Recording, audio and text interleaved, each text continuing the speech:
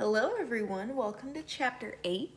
We have made it to the end of the Form 1040. And so in this chapter, we are going to wrap up our individual income tax conversation with topics surrounding the income tax computation itself, other types of taxes such as the alternative minimum tax or the net investment income tax. We'll also talk about different tax credits that can be available to taxpayers. And then we will also talk about prepayment requirements and filing requirements for individual taxpayers. So we have kind of been talking about the income tax computation since Chapter 1, where we kind of got some practice looking at the 2025 tax rate schedules. So they're on the first page of your tax schedule packet. And so we talked about that regular tax computation depends on the taxpayer's filing status and progressive tax rate. So essentially that tax rate schedule. So as of today, those different brackets for ordinary income, and you do not have to memorize these because these are already listed on that first page within the tables. So again, you do not have to memorize them, but just to kind of list the percentages so that way you can kind of see that progressive structure. So there's 10%, 12%, 22%, 24%, 32%, 35%, and 37%. So quite a bit of range there on how our ordinary income can be taxed. Along with that, just something to keep in mind, like whenever you're thinking about a tax situation, for married taxpayers, there is kind of this idea of a marriage penalty or benefit.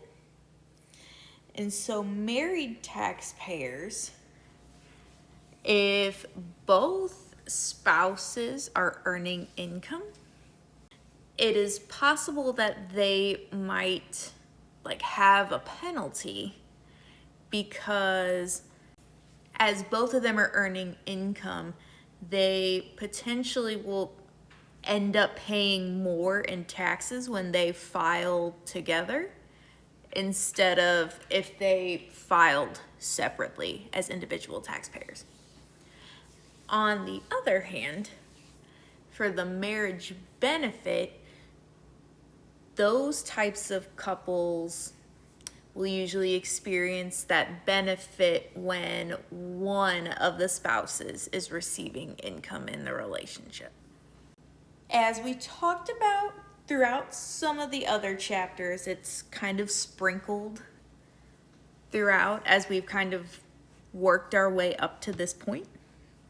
There are some exceptions to our basic tax computation, and it is for certain items that are taxed at those preferential rates that we were talking about. So one of those items was the long-term capital gains. We just talked about those in Chapter 7. So typically those are at 0, 15, or 20%, but they can be as high as 28% depending on what the item is. And then additionally for dividends, qualified dividends, and we defined what a qualified dividend was in Chapter 7 as well. But those qualified dividends also can be taxed at 0, 15, or 20%. And then additionally, just some things to keep in mind because I learned about this recently. It is possible to have two different tax rates on one gain, and it is possible to have two different tax rates on one dividend. So let's take a look at an example problem for the income tax computation. So our example problem says, assume that Courtney's taxable income is $576,700, and that includes $15,000 of qualifying dividends taxed at the preferential rate. What would Courtney's tax liability be under these circumstances? So one other piece of information to add in here, because it doesn't specify, we will want to use or assume that her filing status is going to be head of household. So that way we know which tax schedule we're using. So assume filing status of, and I'm gonna abbreviate head of household as HOH. So that way we have space. Okay, so we want to figure out what Courtney's tax liability is with the information that we have. So our starting point, we know that Courtney has income of $576,700. So let's notate that down here. So that's her total taxable income.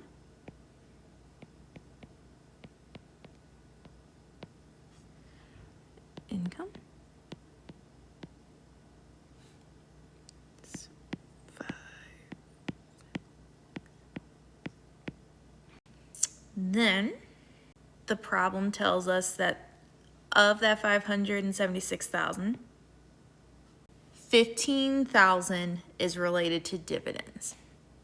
So then we'll want to note our preferentially taxed income. So I will label preferential as PREF for preferential. So our preferential taxed income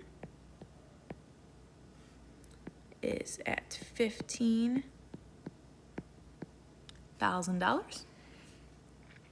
And that is important to know because then in this next step, we're going to get our income taxed at ordinary rates. So income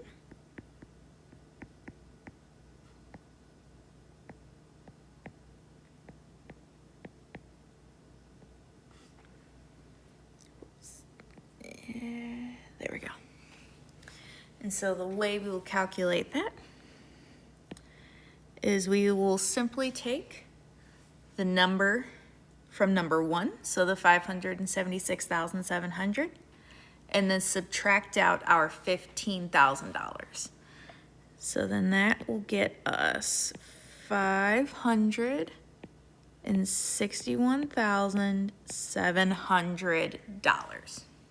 For the next part, we're going to calculate the taxes.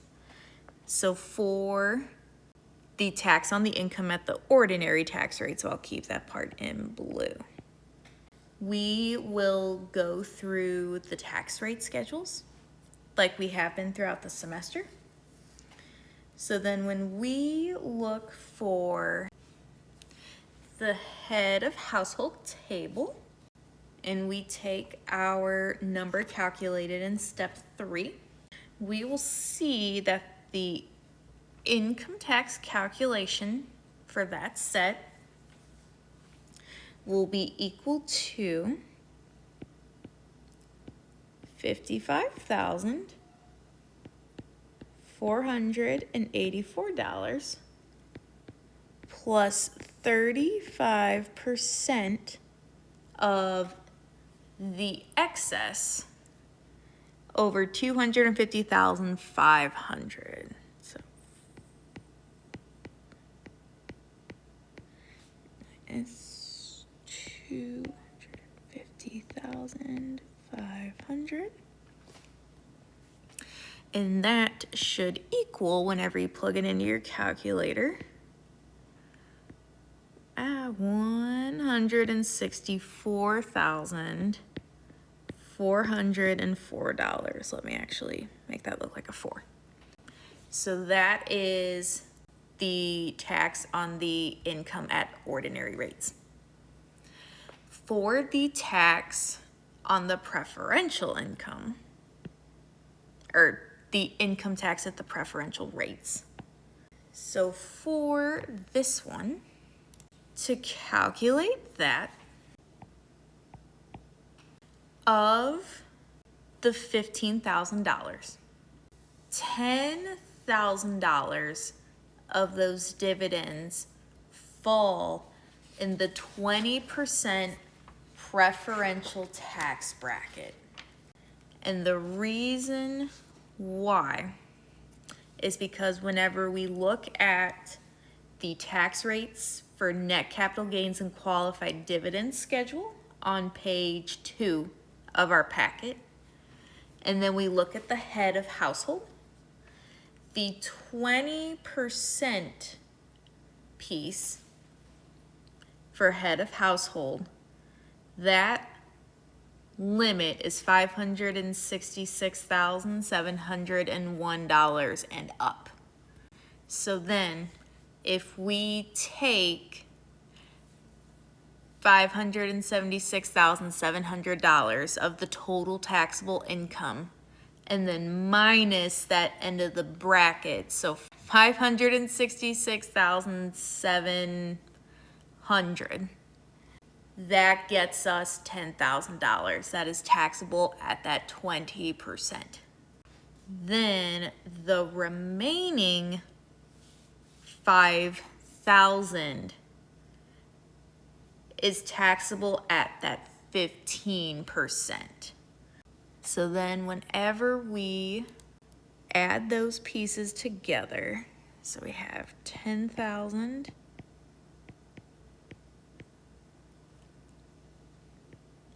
at 20% plus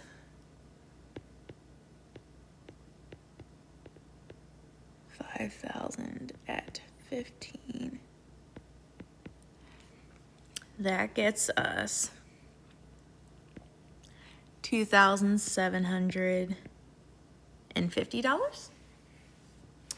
And so then our total tax, so this is the final answer to the question, the total tax that is going to be paid, $164,404 plus 2,750, and that gets us $167,154 in tax. Another kind of tax we have to keep in mind for the federal income tax computation is the kiddie tax. So what the kiddie tax is it is a tax that children must pay on their net unearned income, but that tax is paid at their parents' marginal tax rate instead of their own tax rate. And so net unearned income, what that is it is the lesser of either the child's gross unearned income minus $2,700 or the child's taxable income.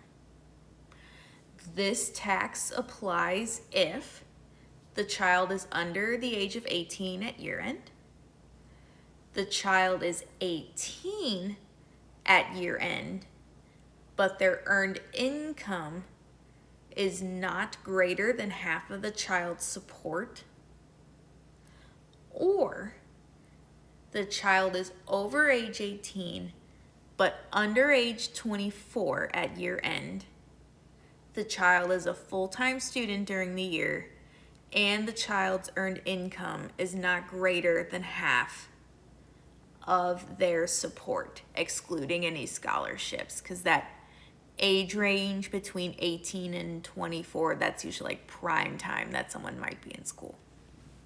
The kiddie tax does not apply to a married child filing a joint return or to a child without any living parents. So we will take a look at a kiddie tax computation example on the next slide. All right, let's take a look at our kiddie tax example. So in our problem, Darren is our character in our fact problem, and we are going to assume that Darren is under the age of 18 for this problem. So suppose that during 2025, Darren received $5,600 in interest from an IBM bond, and he received another $2,100 in interest income from a money market account that his parents have been contributing to over the years. What is Darren's taxable income and corresponding tax liability? And we are to assume that Darren's mother, Courtney, is subject to a 24% marginal tax rate. So because Darren is younger than 18 years of age at the end of the year, and his net unearned income exceeds $2,700, he is potentially subject to the kiddie tax. So let's take a look at the math. So we are gonna start with Darren's gross income slash AGI. So in the problem, it tells us that Darren received $5,600 in interest from a bond, and then $2,100 in interest from a money market account. So both of those pieces are examples of unearned income.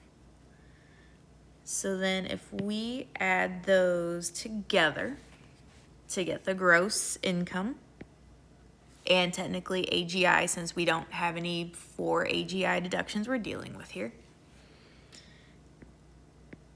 So 5,600 plus 2,100 equals 7,700. Next, we'll want to grab the standard deduction. And so Darren's standard deduction is $1,350. And that is the minimum for a taxpayer claimed as a dependent on another return. And so since there is no earned income, we must use the minimum. So then from there, gross income slash AGI, subtract our standard deduction. That gets us a taxable income of $6,350. So 7,700 minus 1,350. That gets us taxable income of $6,350. From there, so I'm gonna come up here. We will want our gross unearned income minus $2,700. And so we calculated the gross unearned income in step 1. And so that was that 7,700.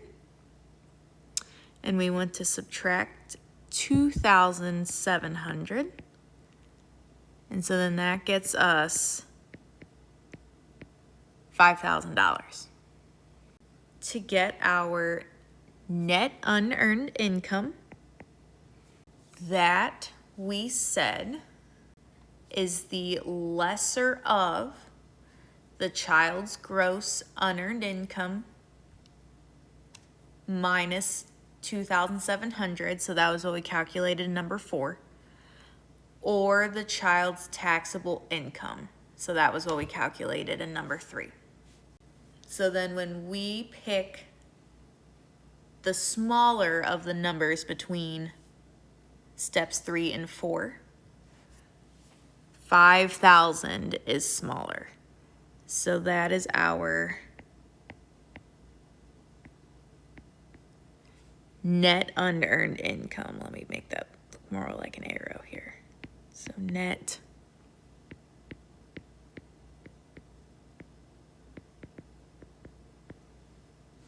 unearned income. So then, to calculate the kiddie tax, we will want to take net unearned income in step 5 and then multiply that by 24% because that is Courtney's marginal tax rate.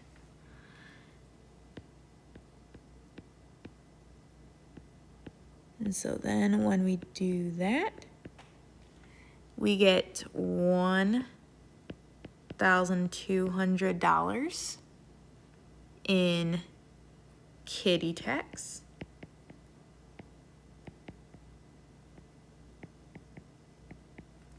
Next, we'll want to calculate the taxable income that would be taxed at Darren's rate.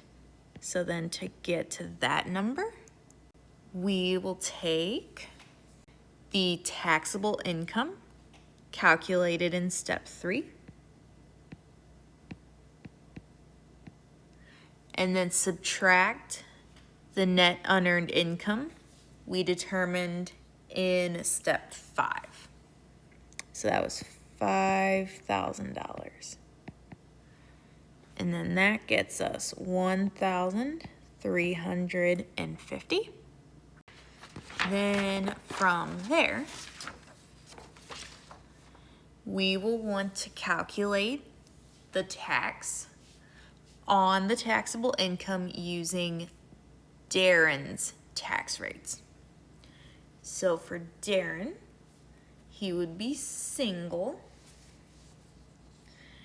And whenever we enter that taxable income number of 1,350 into the table, that falls in the 10% bracket.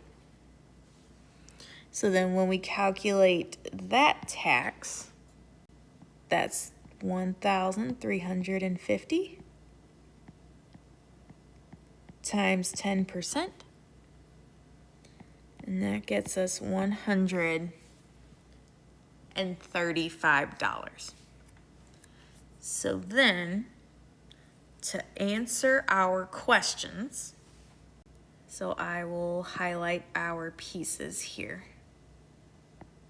So we want Darren's taxable income and then the tax liability. So the taxable income